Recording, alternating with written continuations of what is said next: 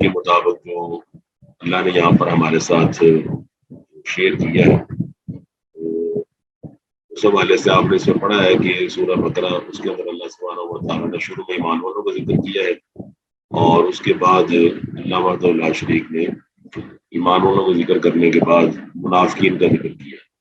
ان منافقین کے ساتھ ساتھ اس میں وہ یہودی لوگ بھی مراد ہیں، جو یہودی لوگ اپنے کتابوں میں تورات اور انجیل کہتے ہیں، رسول اللہ صلی اللہ علیہ وآلہ وسلم کی خوشخبریوں کو دیکھتے اور پڑھتے اور سنتے تھے، اس کے باوجود وہ آپ پر ایمان نہیں لائے۔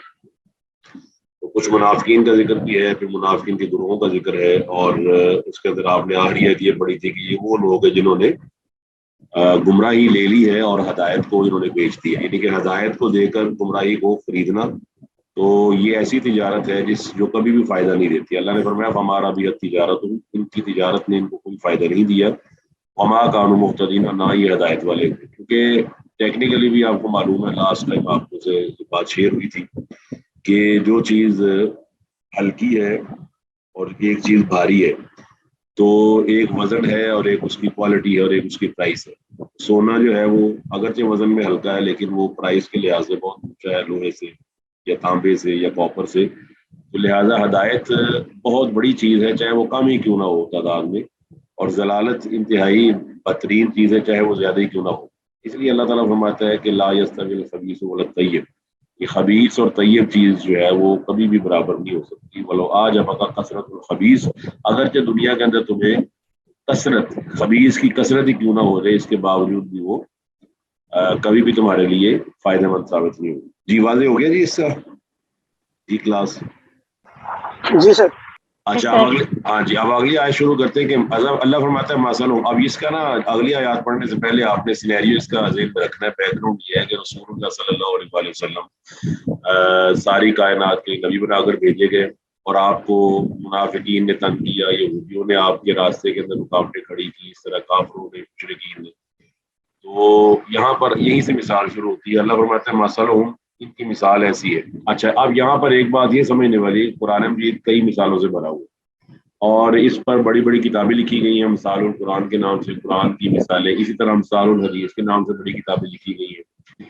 تو قرآن مجید کی مثالیں جو ہیں وہ آپ کو پتہ ہے کہ وہ بہترین مثالیں ہیں، اور اسی سے یہ استنباط کیا جاتا ہے کہ آپ کسی بات کو سمجھانے کے لیے اگر مثال دے دیں تو اس میں کوئی حرج والی بات نہیں ہے۔ اور سب سے بہترین مثالیں وہ ہیں جو اللہ کے نبی علیہ الصلوۃ والسلام نے اپنے سنت میں دی ہیں یا قرآن مجید کے اندر آتی ہیں۔ قرآن مجید کے اندر کسی مثالیں بھی موجود ہیں اور عقل کو جوڑنے والی مثالیں بھی موجود ہیں، جس طرح اللہ فرماتا ہے کہ وما یستوی الاعمی والبصیر، اب مثال دیتے ہوئے اللہ تعالیٰ نے یہ بھی فرمایا کہ اندھا اور دیکھنے والا برابر ہو سکتے ہیں، ولا الظلمات ولا النور، اندھیرا اور روشنی برابر ہو سکتے ہیں، ولا الظل ولا الحرور، کیا سایہ اور دھوپ برابر ہو سکتے ہیں، وما یستوی الاحیاء ولا الاموات، اسی طرح اللہ فرماتا ہے کہ زندہ اور مردہ بھی برابر نہیں ہو سکتے۔ اور مثال دینے کا مقصد یہ ہے، اور اس کو کمپیریزن میں ڈالنے کا مقصد یہ ہے کہ جس طرح زندہ اور مردہ برابر نہیں، اسی طرح جو وحی پر عمل کرنے والا اور وحی پر عمل نہ کرنے والا، ان کا فرق یہ ہے کہ وحی پر عمل کرنے والا زندہ کی طرح ہے اور وحی پر نہ عمل کرنے والا وہ مردہ کی طرح ہے۔ اسی طرح آپ علیہ الصلوۃ والسلام گزر رہے ہیں، تو آپ علیہ الصلوۃ والسلام نے ایک مردہ بکری سے آپ کا ذکر گزر ہوا، تو آپ علیہ السلام نے فرمایا کہ کوئی تم میں سے اس کو خریدتا ہے 2-3 دینار میں؟ تو انہوں نے کہا ہم تو اس کو فری میں لینے کے لیے تیار نہیں ہے۔ تو آپ نے فرمایا کہ اللہ تعالیٰ کے ہاں پوری کائنات کی دنیا کی مثال بالکل ایسے ہی جس طرح اس مردہ بکری کے پیچھے کی ہے۔ تو قرآن مجید میں اللہ فرماتا ہے وَلَقَدْ ضَرَبْنَا لِلنَّاسِ فِي هَٰذَا الْقُرْآنِ مِن كُلِّ مَثَلٍ، جو بھی مثال اللہ تعالیٰ فرماتا ہے لوگوں کے لیے تھی وہ ہم نے قرآن مجید میں بیان کر دی ہے۔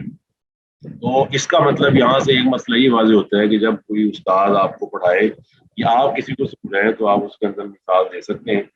فرمایا مثل کی مثال، اب آگے اللہ کے نبی علیہ السلام کا ذکر ہے، تو فرمایا کمثل الذی، اس آدمی کی طرح ہے، اب سمجھ لیں سوچ لیں کہ اس آدمی کی طرح استوقد، یہ باب استفعال ہے وقدہ سے، استوقد، تو مطلب اس کا یہ جو وقت کا لفظ ہے اس کا معنی ہوتا ہے ایندھن۔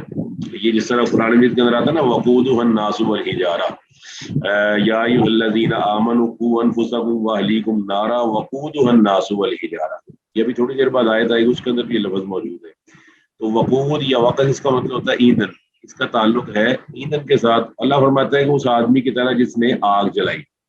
اب آگ، آپ کو پتا ہے کہ جب آدمی آگ جلاتا ہے تو روشنی ہو جاتی ہے، اب روشنی ہو جاتی ہے تو اس سے بعض مفسرین مراد لیتے ہیں کہ اس سے رسول اللہ صلی اللہ علیہ وسلم مراد اس لحاظ سے کہ آپ علیہ الصلوۃ والسلام پہ جو اللہ نے قرآن نازل کیا اور اللہ تعالیٰ کے وحی کے احکامات نازل ہوئے تو اس سے روشنی پیدا ہوئی، اور وہ روشنی کے اندر وضاحت ہوگی کہ گمراہ کون ہے اور راہ راست پر کون، اور کفر اور ضلالت کی تاریکیوں میں اسلام کی شمع کو روشن کر دیا۔ جب اسلام کی شمع روشن ہو گئی تو حق اور باطل جو ہے اس کا فرق ہو گیا، یہ حق ہے اور یہ باطل ہے۔ اس طرح اللہ تعالیٰ فرماتا ہے قرآن مجید میں الذین آمنوا وعملوا الصالحات وآمنوا بما نزل علی محمد وهو الحق من ربکم، میں جو میرے نبی علیہ الصلوۃ والسلام پہ نازل ہوا وہی حق اور سچ ہے۔ تو رسول اللہ صلی اللہ علیہ وآلہ وسلم کے بارے میں اللہ نے قرآن مجید میں پھر فرمایا ما كنت تدری ما الکتاب ولا الایمان ولكن جعلناه نورا نهدی به من نشاء من عبادنا، فرمایا ہم نے اس قرآن مجید کو آپ کے لیے نور بنا دیا، روشنی بنا دی۔ تو روشنی جب ہوئی تو واضح ہو گیا کہ یہ حق ہے اور یہ باطل ہے۔ روشنی جلی، ماحول روشن ہو گیا، فائدے مند چیزیں بھی واضح ہو گئی، نقصان دہ چیزیں بھی واضح ہو گئی۔ اب آپ سے ایک سوال یہ بنتا ہے کہ کیا جب روشنی ہوتی ہے گھر کے اندر تو کیا واضح ہو جاتا ہے کہ یہاں پر مفید چیز کون سی ہے اور نقصان دہ چیز کون سی ہے؟ جی بتائیے۔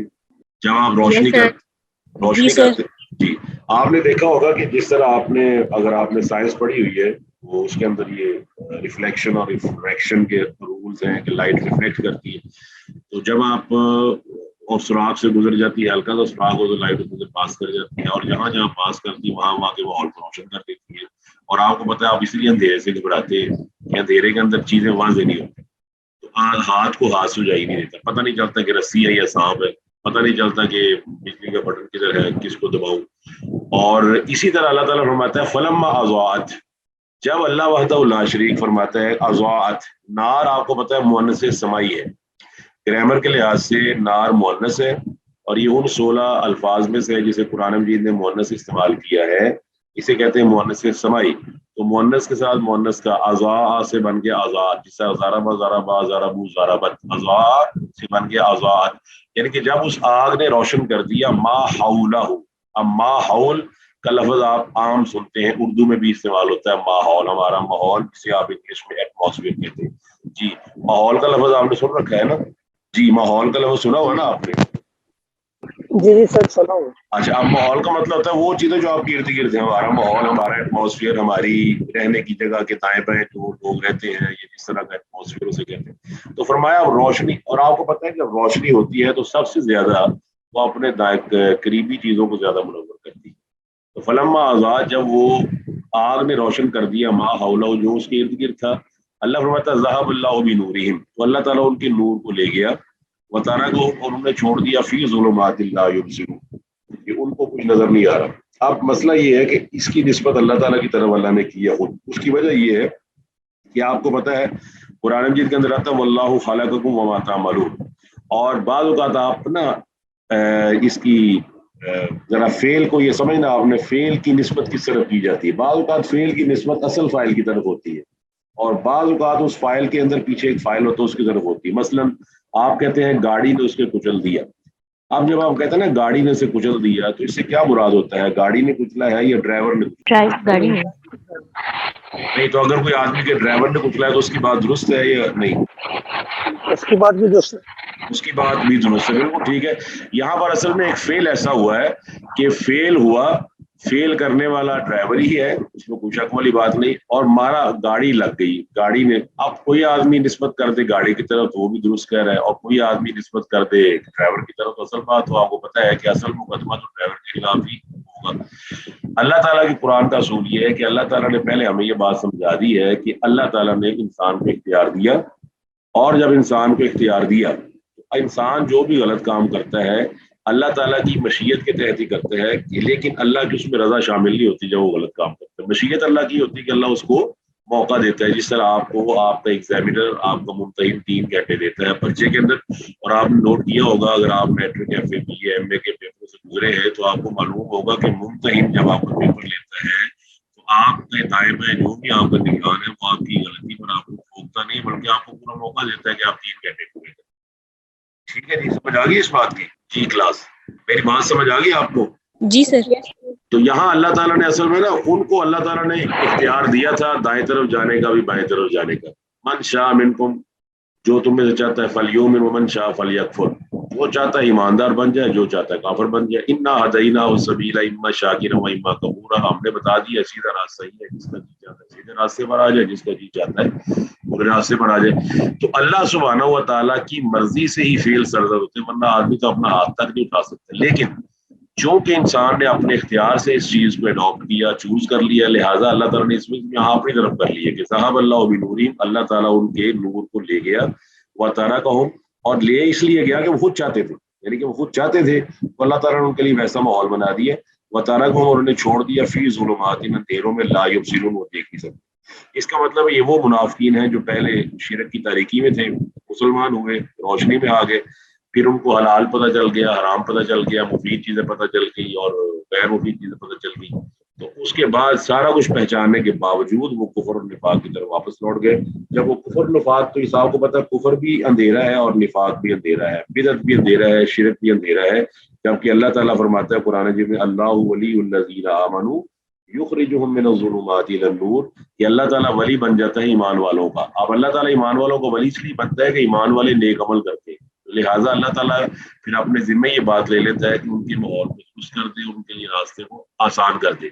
اور جو لوگ والذین کفروا اولیاءہم الطاغوت یخرجونہم من النور الی الظلمات، اور ولی بن جاتا ہے طاغوت ان لوگوں کا جو اللہ تعالیٰ کی راہ سے بغاوت کرتے ہیں.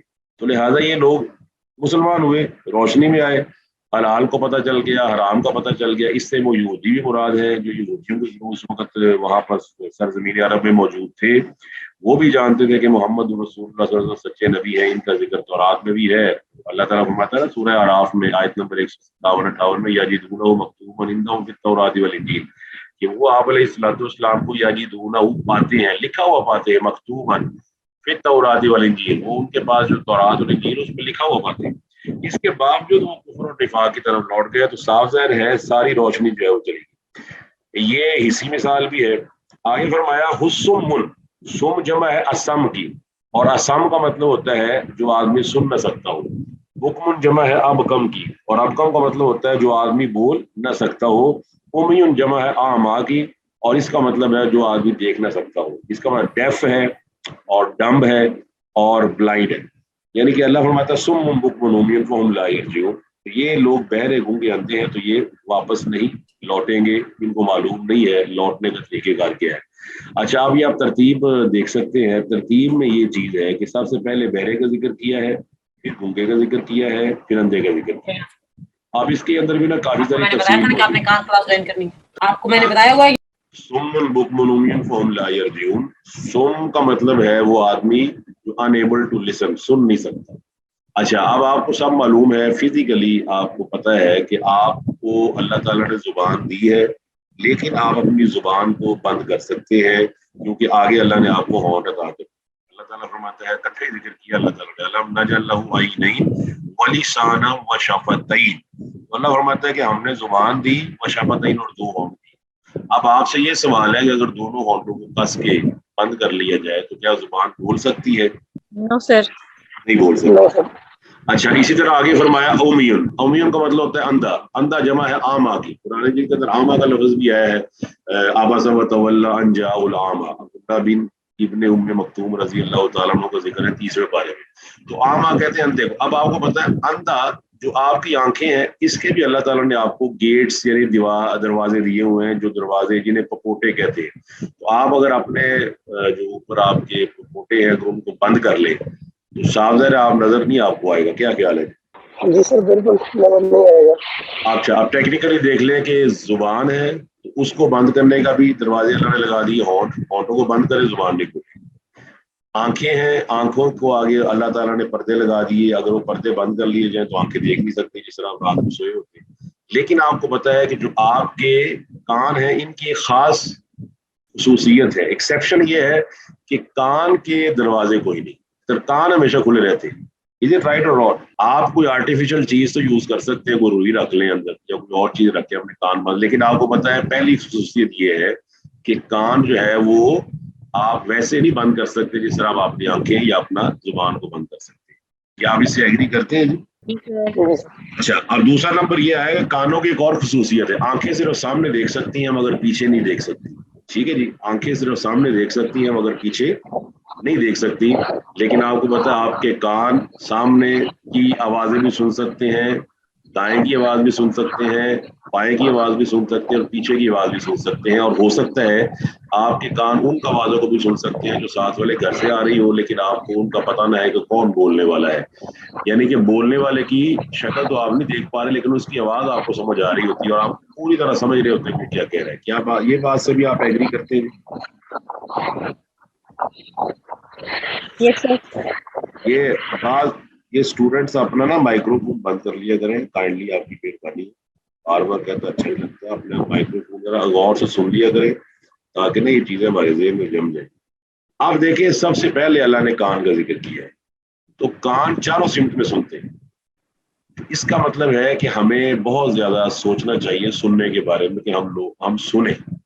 اصل میں آج کل ماحول ایسا ہو رہا ہے کہ ہم ہر ایک کو سنانا چاہتے ہیں, ہر آدمی کو سنانا چاہتا ہے, سننا نہیں چاہتا. کسی آدمی کے مسئلے کو, کسی کی پریشانی کو سننا نہیں چاہتا. اب یہاں پہ اللہ فرماتا ہے کہ سنتے نہیں ہیں, سننے والے آئی یعنی کہ انہوں نے قرآن نہیں سنا.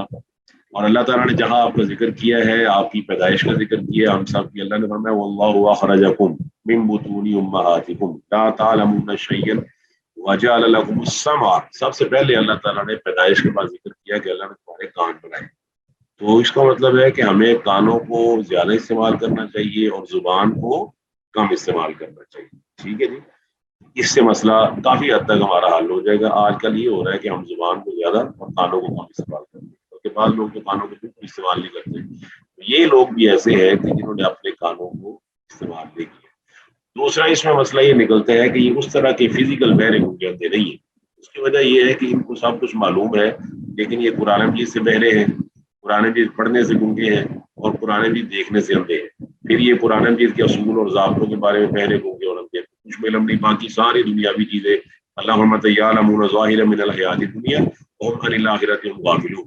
جس طرح آپ جانتے ہیں کہ قرآن مجید کے اندر یہ تفصیل موجود ہے, اور اس کو آپ یوں کہہ سکتے ہیں کہ آپ کا فرق کرنا ہے آپ نے کہ کیا فرق ہے دو آنکھوں والے میں اور ایک آنکھ والے میں, جسے ہم ون آئیڈ کہتے ہیں یا کانا کہتے ہیں.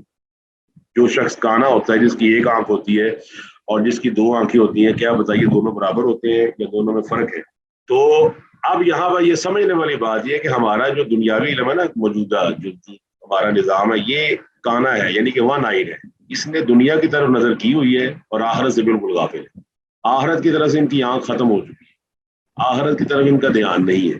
تو یہ جو مغرب کا علم ہے اسے نا کانا علم کہا جاتا ہے, کہ یہ ایک آنکھ والا علم ہے. اور آپ کو یہ بھی معلوم ہوگا کہ دجال کی کتنی آنکھیں ہوگی, یہ بھی آپ کو علم ہے جی. دجال کی کتنی آنکھیں ہیں جی؟ ایک سر. ہاں جی, وہ بھی ایک آنکھ والا ہی ہے, اور اس کی آنکھ جو ہے بالکل سینٹر میں پھولی ہوئی ہوگی جس طرح کھلا ہوا ہوتا ہے. اس کا مطلب یہ ہے کہ جو قرآن مجید سے دور ہے, اللہ کے نبی علیہ الصلوۃ والسلام کے فرمان سے دور ہے, اصل میں وہی بہرا گنگا اور اندھا ہے. کیونکہ اللہ فرماتا ہے فَإِنَّهَا لَا تَعْمَى الْأَبْصَارُ وَلَٰكِن تَعْمَى الْقُلُوبُ الَّتِي فِي الصُّدُورِ. فرمایا دل اندھے نہیں ہوتے, بلکہ آنکھیں اندھی نہیں ہوتی بلکہ دل اندھے ہو جاتے ہیں. آنکھ اندھی ہو تو یہ زیادہ یہ ہوگا کہ دنیاوی چیزیں نظر نہیں آئیں گی, لیکن اگر آدمی دل کا اندھا ہو جائے تو اسے دنیاوی چیزیں تمام نظر آئیں گی, مگر وہ آخرت کی چیزوں سے بالکل غافل ہو جائے گا. اللہ تعالیٰ ہمیں ایسی حالت سے محفوظ رکھے جو انتہائی بدبختی والی حالت ہے. اللہ تعالیٰ ہمارے کانوں کو اور ہماری زبان کو اور ہماری آنکھوں کو قرآن مجید کو پڑھنے, سمجھنے, سننے والا بنائے. اس سے یہ ہوگا کہ ہمیں پتہ چل جائے گا کہ روشنی کدھر ہے اور اندھیرا کدھر. یہ منافقوں کا ذکر ہے. اب آگے اللہ نے مثال دی او کصیب. اب اللہ نے قرآن مجید میں نا بارش کی مختلف قسمیں بیان کی ہیں. اس میں سے ایک کا یہاں ذکر ہے سیب. اس کے بارے میں آپ مشہور دعا ہے اللہم سیبا نافعا, آپ نے سنی ہوگی اور پڑھی ہوگی دعا کہ جب بارش ہوتی ہے تو پڑھی جاتی ہے اللہم سیبا, یا اللہ اس بارش کو نافعا نفع والا بنا دے. اللہ اکبر. تو اب کہنے کا مقصد یہ ہے کہ کسیب من السماء, آسمان سے. اب بارش کی قسم, ایک بارش کی قسم ہے سیب بارش, ایک بارش کی قسم مدرار موسلادھار بارش, اور ایک بارش کی قسم ہے وابل. وابل کہتے ہیں بہت تیز بارش کو. اور ایک بارش کی قسم ہے تل کہتے ہیں ہلکی ہلکی ڈریزلنگ جسے کہتے ہیں, ہلکی ہلکی بارش جو ہلکا ہلکا پینیٹریٹ کرتی ہے زمین کے اندر, اور کیچڑ کافی زیادہ ہو جاتا ہے اس سے, بوندا بازی سے آپ کہتے ہیں ڈریزلنگ. اور ایک بارش کی قسم ہے غیث, युनज़्ज़िल अल-ग़ैस व यअलमु मा फ़िल अरहाम, सूरह लुक़मान के आखिर में अल्लाह फरमाता है कि अल्लाह ताला ही नाज़िल फरमाता है। वो गैस उस बारिश को कहते हैं जो बहुत ज्यादा दुआओं के बाद अल्लाह ताला करे। यहाँ पर सैयब का जिक्र है और ये औ का सैयब फिर मिसाल दी या उस बारिश की तरह मिनस समाई, आसमान से। वाज़ेह फरमा दिया कि बारिश जो वो आसमान से हुआ करती है। तो ये फीही ज़ुलुमातुन व राअदुन व बर्क़, और उस बारिश में पहली बात है अंधेरे हैं और उसमें गरज है और बिजली है। ठीक है जी। तो यहाँ पर इस मिसाल से जो बारिश की मिसाल दी गई है उसका मतलब इस्लाम है या कुरान मजीद के अहकामात हैं जो आसमान से नाजिल हो रहे थे। अल्लाहु अकबर। और वो इंसानियत के लिए रहमत ही रहमत थी। बड़ी खूबसूरत मिसाल है। फिर ज़ुलुमात व रात, और ज़ुलुमात यानी तारीकियाँ, और कड़क से मुराद वो मसाइल, वो परेशानियाँ हैं जो ईमान वालों को आया करती हैं और मुसलमानों को भी आ रही थी। आपको मालूम है जिस तरह अव्वलीन मुसलमानों को रज़ी अल्लाह तआला अन्हु जिस तरह मारा गया या शहीद किया गया, तमाम लोग आप उसके बारे में जानते हैं। तो वह बर्क वो चमक है जो मुसलमानों को कामयाबी की शक्ल में हासिल हुई। अब ये आसमान से बारिश हो रही है, यानी कि इस्लामी अहकामात का, आखिरत के बारे में खबरों का, और जिस चीज़ पर अमल करके इंसान कामयाब हो सकते हैं उन असूलों का, जिन पर अमल करके इंसान नाकाम हो सकता है उन तमाम बातों का आसमान से नज़ूल हो रहा है। इस आपको पता है। और एक बात समझने वाली है कि इसे कहते हैं नामी कोई बगैर मुशक्कत नहीं हुआ, 100 बार जब अकीक कटा तब नगी हुआ।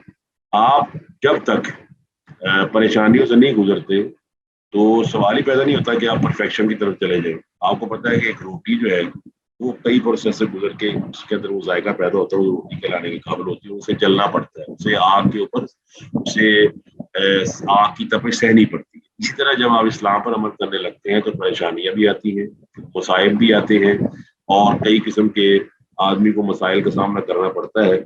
लेकिन वो मसाइब और मुश्किलात जो है वो आपको फिजिकली भी आपको उनको सामना करना पड़ता है। मिसाल के तौर पे आप डॉक्टर ले लें, कितने साल हो जाते हैं उसके बाद आदमी जाके डॉक्टर बनता है, कितने सालों के बाद आदमी जाके टीचर बनता है, कितने सालों के बाद और कितनी मेहनत के बाद एक आदमी बहुत बड़ा खिलाड़ी बनता है, या मिसाल तो की है कि अदाकार बनता है, वट एवर, एक गुलकार बनता है। कितनी परेशानियां, कितनी मुसीबत। इसका मतलब है ये तो दुनियादारी के लिए है, लेकिन अल्लाह ताला के लिए अगर आप मुश्किलात से गुजरते हैं तो अल्लाह इंशाअल्लाह बहुत ज्यादा कबूल करने वाला है। तो फरमाया इसके अंदर चमक भी है। अब क्या हुआ, यजअलून, अब ये सारा कुछ देखने के बाद यजअलून असाबिया, मुनाफिक क्या करते हैं, ये अपनी असाबिया, इसमें उनकी जमा है उंगली। ये उंगली का लफ्ज़ अल्लाह के नबी अलैहिस्सलाम ने कुरान अपने हदीस में इस्तेमाल किया। जब आपने उंगली आपने फरमाया इन अंत इल्ला इस्माउन दमीती फी सबीलिल्लाहि मा लकीती, तो एक उंगली है जो अल्लाह की राह में मतलब जख्मी हो गई। अल्लाह फरमाता है यजअलूना, वो कर लेते हैं, असाबियहुम, अपनी उंगलियों को, फी आज़ानिहिम, अपने कानों में। तो अब ये क्या मसला है, जब मुसलमानों को कोई परेशानी आती है तो दौड़ जाते हैं ये मुनाफिक, और जब मुसलमानों को कोई फायदा पहुंचता है तो फिर मुसलमानों की तरफ आ जाते हैं, यानी कि कभी इधर कभी उधर, कभी इधर कभी उधर। यजअलूना असाबियहुम फी आज़ानिहिम मिनस सवाइकी, कड़कों से, हज़र अल मौत, मौत के डर से। वल्लाहु मुहीतुम बिल काफिरीन, जब मामला आसान हो जाता है इधर आ जाते हैं। वो अगली आयत पढ़ ले तो उसके अंदर ये वाज़ेह हो जाएगा। वल्लाहु मुहीतुन, अल्लाह ताला इहाता करने वाला है काफिरों का। वो आपको मालूम है कि अल्लाह सुब्हानहू व तआला तो सारी कायनात का इहाता करने वाला है। वला युहीतुना बिशैइन मिन इल्ला बिमा शाअ, तीसरा नंबर या माशरा जिन्नि वल इंसी इन इस्तताअतुम अन तनफुज़ू मिन अक़तारि समावाति वल अर्दि फनफुज़ू ला तनफुज़ूना इल्ला बिसुल्तान फबिअय्यि आलाइ रब्बिकुमा तुकज़्ज़िबान। यहाँ खास तौर पर फरमाया कि अल्लाह काफिरों को घेरे में लेने वाला है। साफ है कि अल्लाह ताला ने सबको इकट्ठा करना है। फर्क ये है कि काफिरों को जब घेरे में लेगा अल्लाह, तो उन पर अल्लाह ताला का अज़ाब नाजिल होगा, और जब अल्लाह ताला ईमान वालों को बुलाता है और ईमान वालों को घेरे में लेता है तो वो अपनी रहमत और शफ़क़त से नवाजता है। अल्लाह फरमाता है यकादुल बर्क, करीब है कि वो जो बर्क है, वो जो बिजली है, ले जाए यख्तफ़ु अब्सारहुम, इनकी आंखों को।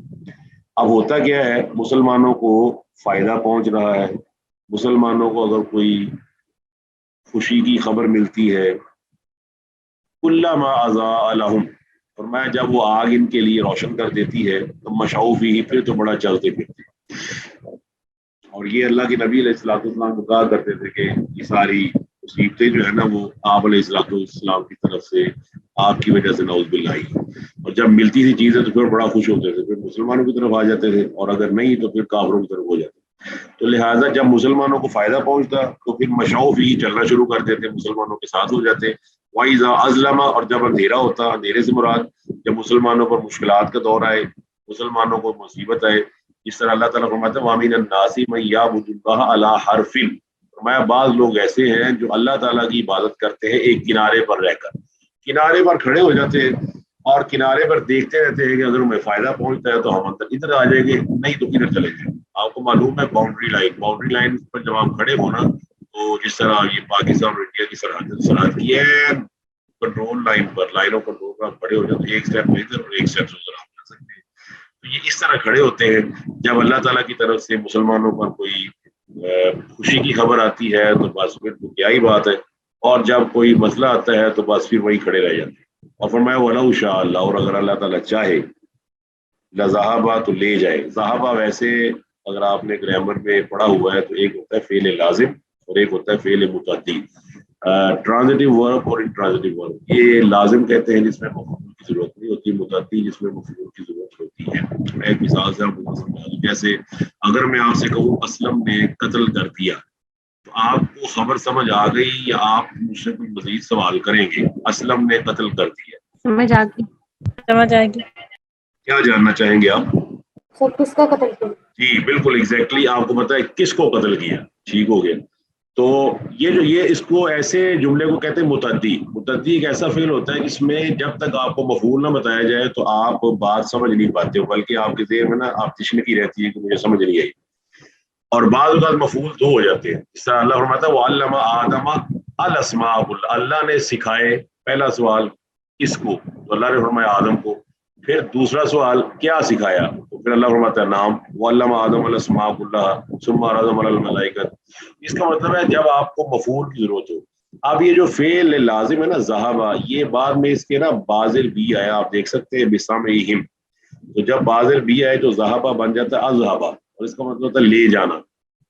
تو یہاں فرمایا اگر اللہ چاہے تو لے جائے, ختم کر دے, بیکار کر دے ان کے کانوں کو, وابصاری کو, کی آنکھوں. صاف ظاہر ہے ان اخذ اللہ سمعکم وابصارکم وختم علی قلوبکم من الہ غیر اللہ یاتیکم بہ. قرآن مجید میں اللہ فرماتا ہے کہ اگر اللہ تعالیٰ ان کے کان لے جائے, آنکھیں لے جائے, اور ان کے دلوں پر مہر لگا دے, تو من الہ, کون ہے اللہ کے علاوہ جو ان کے کان واپس کرتے یا آنکھیں واپس کرتے یا دل واپس کرتے. ان اللہ, بے شک اللہ تعالیٰ علی کل شیء قدیر, ہر چیز پر قادر. تو یہ منافقوں کا گروہ جس کا ذکر ہو رہا ہے, اس کی آپ مثال اب دیکھ سکتے ہیں, اور ہمیں اپنے آپ کو بھی یہاں سمجھانا ہے کہ ہمارا وتیرہ کیا ہے.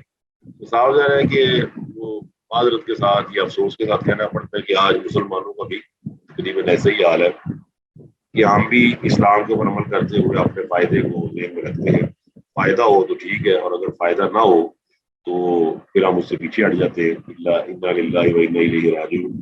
تو یہاں اس آیت میں جو آخری آیت کا ٹکڑا ہے ذہب اللہ بسمعہم وابصارہم, اس کا مطلب ہے کہ اللہ جب چاہے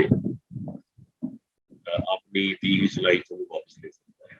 تو جس طرح اللہ کے نبی علیہ الصلوۃ والسلام کی دعا بھی ہے, اللہم انی اعوذ بک من زوال نعمتک وتحول عافیتک وفجاءۃ نقمتک وجمیع سخطک. اس کا پہلا ٹکڑا یہ, اللہم انی اعوذ بک من زوال نعمتک, یا اللہ میں تیری پناہ میں آتا ہوں تیری نعمتوں کا زوال, تیری نعمتیں زائل ہو جائیں. اور صاف ظاہر ہے کہ میرا آپ کو یہ بات ماننا پڑتی ہے کہ پیسہ, دولت, گاڑی, اس سے زیادہ بڑی نعمتیں وہ اللہ تعالیٰ نے آپ کو جسم کی صورت میں, آنکھوں اور کان کی صورت میں دی ہے. کیا خیال ہے, آنکھیں زیادہ بڑی نعمت ہے یا پیسہ زیادہ بڑی نعمت؟ صاف ظاہر آپ نا پیسے کو دے سکتے ہیں, آپ کو پتہ ہے دوبارہ آ جائیں گے, لیکن آنکھیں, صاف ظاہر آنکھوں کو دیکھیں, کان کو دیکھیں. ہمارے یہاں نا میں ذاتی طور پر سمجھتا ہوں کہ ناشکری کی ایک بہت بڑی وجہ یہ ہے کہ ہم نے وفی انفسکم وفلا تبصرون پر عمل کرنا چھوڑا ہوا ہے. نا وہ تمہارے نفسوں میں, تمہارے اندر میری نشانیاں تم دیکھتے ہی نہیں. میں تو بس اپنی نظر رکھی ہوئی ہے موبائل پر اور میٹیریل چیزوں پر, اور بڑے بڑے بیوٹی پارلرز کھلے ہوئے ہیں, بڑے بڑے مالز کھلے ہوئے ہیں, بڑے بڑے شاپنگ سینٹرز کھلے ہوئے ہیں, بڑے بڑے جناب ہائپر مارٹا, ہائپر اسٹار, اور صرف یہ دیکھا جا رہا ہے کہ کسی کے پاس مال زیادہ ہے. مال کی بنیاد پر تمہیں صرف اپنے آپ کو ڈیوائڈ کر لی ہے. حالانکہ مال سے بڑی نعمت سکون ہے, مال سے بڑی نعمت آپ کے جسم کے حصے ہیں جو اللہ تعالیٰ کی فرمانبرداری پہ لگے رہتے ہیں اور یہ آپ کا ساتھ دیتے ہیں. تو اللہ تعالیٰ فرماتا ہے اللہ تعالیٰ جب چاہے تو اپنی دی صلاحیتوں کو سلب کر لے. جس طرح بعض اوقات اللہ اپنی نعمتیں دکھاتا بھی ہے. زکریا علیہ السلام کو اللہ تعالیٰ نے بڑھاپے کے اندر اولاد کی طاقت عطا فرما دی اور بولنے کی طاقت چھین لی. یہ اللہ تعالیٰ کی قدرت سے اللہ سبحانہ و تعالیٰ سے دعا کرنی چاہیے کہ اللہ تعالیٰ نے نعمتوں کے زوال سے محفوظ رکھے. آگے اللہ تعالیٰ کا خطاب ہے لوگوں کی طرف. تو یا ایھا الناس کا خطاب سامنے لوگوں کی طرف ہے. یا ایھا الناس اعبدوا, یہاں اللہ تعالیٰ نے انسانوں کو مخاطب کیا ہے کہ اے انسانوں اعبدوا ربکم, اپنے رب کی عبادت کرو. الذی خلقکم, جس نے تمہیں پیدا کیا, والذین من قبلکم, اور ان لوگوں کو بھی تم سے پہلے سے لعلکم تتقون, تاکہ تم بچ جاؤ. یہاں انسانوں کو مخاطب کرنے کا مقصد یہ ہے کہ ساری کائنات کے لوگ آپ ان کی کتابیں پڑھیں, اگر الہامی کتابیں ہیں یا ان کے رشیوں کی کتابیں ہیں یا حکیموں کی کتابیں ہیں یا ان کے بڑے لوگوں کی کتابیں, اس میں ایک سپر نیچرل فورس کا ذکر کرتا ہے. یہ ہر مذہب کے اندر ہی ملتا ہے. 3 الہامی مذاہب تو آپ کو پتہ ہے وہ تو بھرے ہوئے ہیں. عیسائیت ہے, اس کے اندر آپ کو گاڈ اور فادر بھی اور ملتے ہیں. جب آپ تورات کا مطالعہ کرتے ہیں اس میں آپ کو واضح طور پہ الوہیم, جسے آپ اللہم کہتے ہیں, اس کا ملتا ہے ذکر.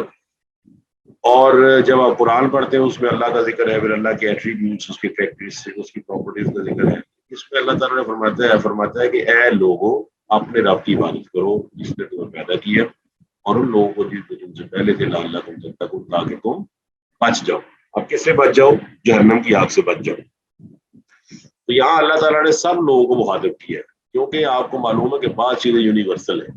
مثال کے طور پر یہ آپ کا جو کانسٹیلیشنز ہیں, آپ کا جو یہ جتنا بھی جسے آپ ملکی وے کہتے ہیں, یا آپ کی کہکشاں جسے آپ کہتے ہیں, اور آپ کو آسمان کی وسیع وسعتوں میں نظر آتا ہے کہ بڑے بڑے ستارے, جس میں سے ایک آپ کے سامنے روزانہ نکلتا ہے سورج, اور وہ شام کو غروب ہو جاتا ہے. اب آپ کو پتہ ہے سورج کس کس کو فائدہ پہنچاتا ہے, یا سورج کے اندر کوئی کلاسیفیکیشن ہے کہ میں اس کو فائدہ دوں گا اور اس کو نہیں دوں گا؟ یہ سورج سب کو فائدہ پہنچاتا ہے یا نہیں, irrespective آف ریلیجن یا علاقہ؟ سب کو فائدہ پہنچاتا ہے. اور اس طرح زمین ہے, زمین بھی اللہ تعالیٰ نے بنائی ہے, سب کو فائدہ دیتی ہے. ہندو بھی زمین کو پیتے ہیں, شراب کرتے ہیں, پھل نکلتا ہے.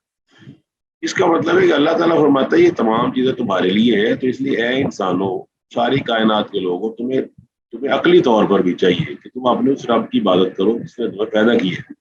کتنی ٹیکنیکل بات ہے, لاجیکل بات ہے, یعنی کہ جس نے پیدا کیا ہے, مانتے بھی ہو کہ اس نے پیدا کیا ہے. اور آپ کو معلوم ہے ہندوازم میں 3 بڑے خدا ہیں. ایک کا نام برہما ہے, ایک کا نام وشنو ہے, اور ایک کا نام شیوا ہے. برہما کو کہتے ہیں ہی از اے کریٹر, وشنو کو کہتے ہیں ہی از اے سسٹینر, اور شیوا کو کہتے ہیں ہی از اے گاڈ آف ڈسٹرکشن. یعنی کہ برہما جو ہے وہ پیدا کرنے والا ہے, وشنو جو ہے وہ دنیا کو چلانے والا ہے, پرورش کرنے والا ہے, اور جو شیوا ہے وہ تباہ کر دینے والا ہے. تو اس لیے وہاں پر نا ہندوؤں کے اندر برہما کی عبادت نہیں ہوتی. وہ کہتے ہیں برہما نے کریٹ کر دیا, بس وہ ختم ہوگی کہانی, اس کا کام ختم ہوگی. اس لیے وہاں پر ہندوؤں کے اندر نا وشنو اور شیوا کی سب سے زیادہ عبادت کی جاتی ہے. وشنو کے ان کو فائدہ پہنچتا ہے, شیوا سے ان کو نقصان پہنچتا ہے. لہٰذا وہ ہر لوگ کوشش کرتے ہیں کہ وشنو بھی رضامند رہے اور شیوا بھی رضامند رہے. تو یہ کریٹرز جو ہے نا, یہ آپ کو جب آپ جتنے بھی مذاہب پڑھتے ہیں اس کے اندر آپ کو جاپان میں چلے جائیں تو وہاں کامی کا تصور ہے کہ کامی ایک ایسا دیوتا ہے جو پیدا کرنے والا ہے. اسی طرح اگر آپ زرتشت مذہب میں جاتے ہیں تو وہاں پر مخلوق پیدا کا تصور ہے کہ اس نے کائنات کو بنایا ہوا. اس طرح جب ہندوؤں کے اندر آپ جاتے ہیں تو اس میں ایک اوم کا لفظ ہے, اوم کہتے ہیں it is the start of the universe, انہوں نے اپنے طور پہ کہا ہو. تو عقلی طور پہ یہ بات سمجھ آتی ہے کہ آپ کا جسم صاحب ایک بہت بڑا شاہکار ہے. اللہ تعالیٰ فرماتا ہے کہ جو جسم کی جتنی سیمیٹری ہے, جسم کے اندر جو تخلیق ہے, تعدیل ہے, تسبیہ ہے, جو اس کی خوبصورتی ہے, وہ تقاضا کرتی ہے کہ اس کو جو خالق ہے وہ خالق بھی اکیلا ہے. لہٰذا تمہیں چاہیے کہ اپنے رب کی عبادت کرو, خالق حکم جس نے تمہیں پیدا کیا. یہاں پہ رب کا لفظ ہے, رب کا مطلب ہے پرورش کرنے والا, پرورش سے گزارنے والا. تو صاحب ہے ساری کائنات کی پرورش کرنے والا صرف اللہ سبحانہ و تعالیٰ ہے, جس کو تمام لوگ تسلیم کرتے ہیں. والذین من قبلکم, تمہیں بھی اس نے پیدا کیا, تم سے پہلے لوگوں کو بھی پیدا کیا. تو پہلے اللہ تعالیٰ نے ذکر کر دیا مدینہ میں موجود جو دوسری قسم کے لوگ تھے, منافقین کے گروہ تھا, ایک طرح کے دوسری طرح کے. اب یہ اللہ تعالیٰ کا جو کتاب ہے وہ ہو رہا ہے ساری کائنات سے. اسلام کی بنیادی دعوت اس نے دی ہے. اس نے اس کا ذکر کیا کہ میں تمہارا رب ہوں, میں نے تمہیں پیدا کیا اور تم سے پہلے لوگوں کو پیدا کیا تاکہ تم بچ جاؤ. کس سے بچ جاؤ؟ جہنم کی آگ سے بچ جاؤ, دوزخ کی آگ سے بچ جاؤ. اچھا یہاں تک نا ہم اس کو رکھتے ہیں. تو اب آپ کے ذہن میں کوئی سوال ہے تو آپ پوچھ لیں. جی کسی کے ذہن میں سوال ہے تو وہ پوچھ سکتے ہیں. پھر نماز کے بعد ہم اس کو نا انشاءاللہ 10 منٹ تک اسٹارٹ کریں گے. السلام علیکم سر. جی جی ابھی کوشچن تو نہیں ہے, میں نے پوچھنا تھا کہ جو آپ نے کہا تھا کہ اس پہ جو جانچ سے تھوڑی سی تاکہ ایک دفعہ میں ریویژن کرنے کے لیے ہیلپ ہو جاتی ہے, تھوڑا سا پڑھنے کے لیے. میں نے آج لنک شیئر جو کیا, میں نے آپ سے لنک شیئر کی ہے, آج آپ اس کو ڈاؤن لوڈ کر لیں. ویسے بھی یہ کتاب و سنت نہیں, وہ میں نے آپ کو لنک شیئر کیا ہے. یہ ایپ ہے احسن البیان, بہت اچھی ہے. اس کے اچھا اندر احسن البیان, جی ٹھیک ہے ٹھیک ٹھیک آپ کو نا بڑی اچھی ٹھیک ایپ ہے. اس کے اندر آپ جس آیت کو ڈھونڈیں گے وہ آپ کو مل جائے گی. ٹھیک ہے, ٹھیک. تو آپ فی الحال میں اینڈ کر رہا ہوں. تو انشاءاللہ نماز کے بعد اس کو ری اسٹارٹ کریں.